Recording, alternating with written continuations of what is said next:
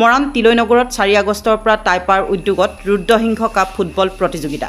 টাই আহোম যুৱ পৰিষদ অসম মৰাণ আঞ্চলিক সমিতিৰ উদ্যোগত আয়ান তথা মৰাণ আৰু তিলৈনগৰ ৰাইজৰ সহযোগত তিলৈনগৰ ৰাজহুৱা খেলপথাৰত 4 আগষ্টৰ পৰা 18 আগষ্টলৈকে ৰুদ্ৰসিংহ কাপ ফুটবল প্ৰতিযোগিতা অনুষ্ঠিত কৰা হ'ব। ইতিমধ্যে উদ্যোক্তাসকলে সকলো প্ৰস্তুতি সম্পূৰ্ণ কৰিছে।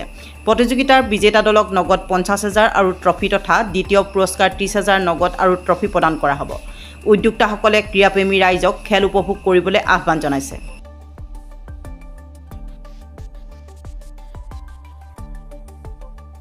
টাই আহোম যুৱ পৰিষদ অসম মৰাণ আঞ্চলিক সমিতিৰ উদ্যোগত আয়ান মৰাণবাসী আৰু তিলৈবাসী ৰাইজৰ সহযোগত অহাকালিলৈৰ পৰা তিলৈনগৰ হাইস্কুল খেলপথাৰত অনুষ্ঠিত হ'বলগীয়া পোনপ্ৰথমবাৰৰ বাবে টাই আহোম যুৱ পৰিষদৰ মৰাণ আঞ্চলিক সমিতিৰ উদ্যোগত অনুষ্ঠিত হ'বলৈ লোৱা ৰুদ্ৰসিংহ কাপৰ প্ৰথমখন খেল অনুষ্ঠিত হ'ব আৰু এই প্ৰথমখন খেল আমি ডিব্ৰুগড় মোহনবাৰী FC আৰু গৌৰধুৱা FC মাজত অনুষ্ঠিত কৰিম। গতিকে আমি সমূহ মৰাণ তথা তিলৈবাসী ৰাইজৰ উপস্থিতি আৰু সহায় সহযোগিতা একান্তৰে কামনা কৰিছোঁ।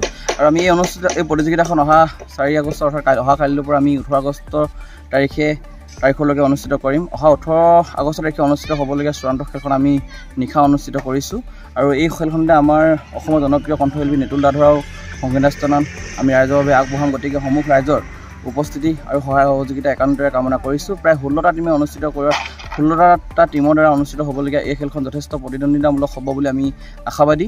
গতিকে আমি সমূহ ৰাইজৰ উপস্থিতি পুনৰবাৰ একান্তৰে কামনা কৰিলোঁ।